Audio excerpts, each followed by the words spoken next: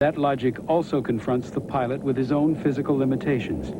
Turning corners in an airplane at speed produces G's, the forces that mimic gravity.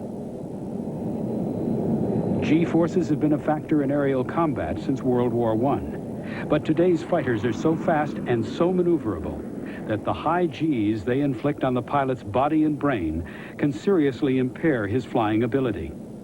Commander Charles Heater Heatley describes the sensation of G's. It feels like a great weight pressing down on you. The more you pull back on the stick, the harder it presses down. And what you feel is the oxygen mask pressing on your nose. You feel the skin coming down on your face. Sweat from your brow just seems to come down in currents in front of your eyes. As soon as it pops out of your forehead, it goes straight down in front of your eyes. And you can feel your lungs being pressed on your diaphragm, and you just sort of scrunch into the seat. And in fact, I notice after a first couple turns in an ACM engagement, I can raise my seat a little bit and get a little more height in the cockpit, because what was normal is now a couple inches less than normal. But there is far more to G's than discomfort or being able to change your seating position. With the power available to today's fighter pilot, he can turn and turn until he runs out of gas, and sustaining high G's for more than a second or two brings other less welcome physiological effects. You start to see dots out here, and it starts to close in, and color goes away. So when things start turning into black and white, you start letting loose of the stick. And if you keep pulling, you get what's called tunnel vision. You can only see an area about this big. And if you continue to pull, everything goes black. And when it goes black, you can still hear the radio, you still know you're flying, you still know you're in an airplane, and it is now time to unload and get the blood back in your head.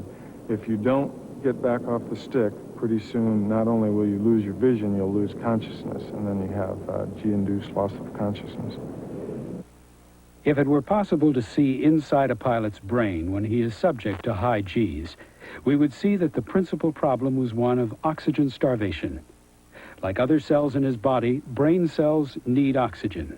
Oxygen-rich blood is pumped by the heart into the exquisitely fine circuitry of the cerebrovascular system. But when exposed to high G's, that blood begins to weigh more. At about 4 or 5 times the force of gravity, the heart's pumping action ceases to be effective, and the blood pressure in the head falls to 0. This denies the brain cells the oxygen that's vital to their continued activity. And within 3 seconds, they stop functioning, and the pilot lapses into unconsciousness. The big problem is that most people, especially in single-seat fighters, don't know they've had the event. They just feel a little bit dizzy or whatever. Nowadays, the F-16, which is behind me, and the F-15 and others have videotapes, and it records the whole flight out there. So now, because the information is better, even though you're in a single-seat fighter, we can play the videos back and say, holy cow, I was asleep during this period of time. For the video you're about to see, holy cow would be an understatement. Were it not for the fact that this recording, specially cleared for NOVA, was acquired during a training mission in a 2-seater aircraft, the following sequence, the aircraft it was recorded in, and the pilot flying the plane, would not be around today. In this first frame of the recording, we see the New Mexico desert from a height of 24,000 feet, shown on the right vertical scale. The speed is displayed on the left vertical and shows 420 knots. The G rating is displayed as a figure at the top of the left-hand scale. For the moment, while the plane is in a gentle left-hand turn, it reads 1.2 G. The air combat instructor, sitting in the back seat, identifies an intruding aircraft at right 130. Right 130. The pilot commences a fast, hard pull further to the left. It's a 7G pull, and it hurts.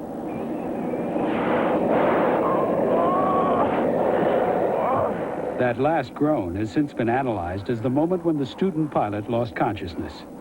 But the instructor in the back seat doesn't know that yet. All he sees is the desert floor rushing towards him. He decides to call the pilot's attention to the fact. Down here like a son of a... The G reading is now back to normal, around 1 G, and the pilot is recovering, but not quickly enough. the cool instructor offers some more advice. Your altitude. Altitude. Recover. The plane is now doing nearly 500 knots straight down towards the sun-baked rocks below. Realizing at last what's happened, the instructor pulls the aircraft out of its lethal dive and finds time to give vent to his feelings. Damn it!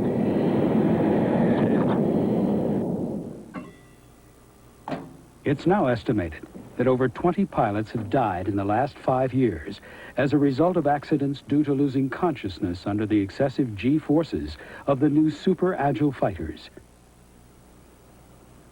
Here at Brooks Air Force Base, a comprehensive research program is being conducted in the centrifuge to establish the exact nature of the way the body responds to Gs and the full extent of the pilot's incapacitation.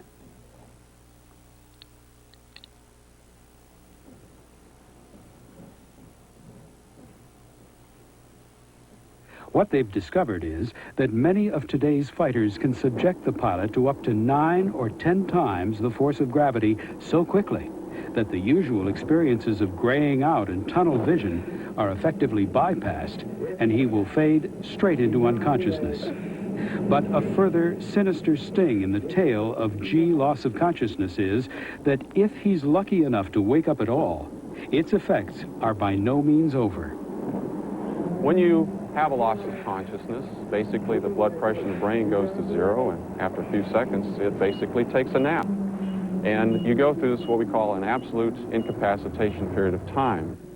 During this time, your mind is elsewhere. It's in a dreamlike world. You could be on the planet Mars or whatever. As the blood gets back into the brain and all those centers start working again, you start waking up and you realize that you are again a human being, that you're in an airplane. In fact, you're piloting, and all of a sudden you look out in front and there's some trees in front of you and pull on a stick and you save your life.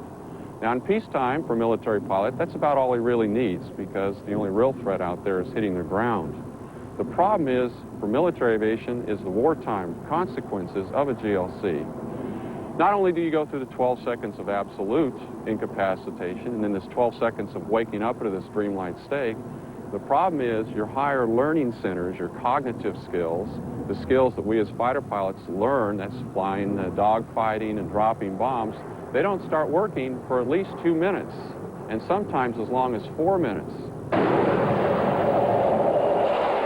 In the air-to-air business, which I'm most familiar with, it can be very serious, because you can imagine you're flying along in a two-ship package out there, and your wingman looks over his shoulder and sees an attacking aircraft, so immediately calls the section or the two-ship to brake, let's say in this case a right turn. So immediately you go into a hard right turn, maybe 5, 6, 7, 8, 9 Gs, whatever is required, and if your attention is over your shoulder looking back trying to find the guy that's trying to kill you out there, in about 5 or 6 seconds, if you're not doing anything to elevate your pressure upstairs, you're going to be taking a nap. And what happens there then, instead of pulling 5, 6, 7, 8, 9 Gs where required, the aircraft eases off, and now you become a 1 G strafe target, and the guy can just go right in there and literally gun your brains out, and you're going to die.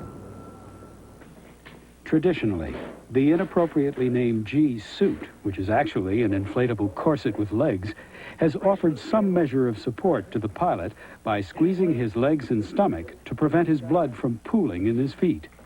But even at their best, these suits only offer an extra G or so of enhanced tolerance. And in the viciously maneuverable F-16, that just isn't enough.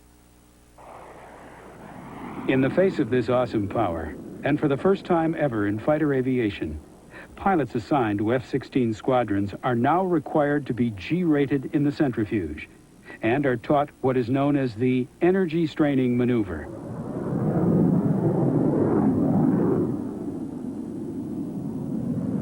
Centrifuge ready, brake. Brake is activated. Pressure. Pilots and doctors alike coyly describe this exercise as exactly like straining on the toilet when you're constipated. This may be faintly embarrassing, acutely uncomfortable, and when performed on the ground at 1 G, very dangerous. But in high G maneuvers, it can win an extra 3 Gs of tolerance for the pilot. Our whole purpose is to give them the confidence and the knowledge that they can operate at the higher G levels without taking a nap and maybe having a bad day.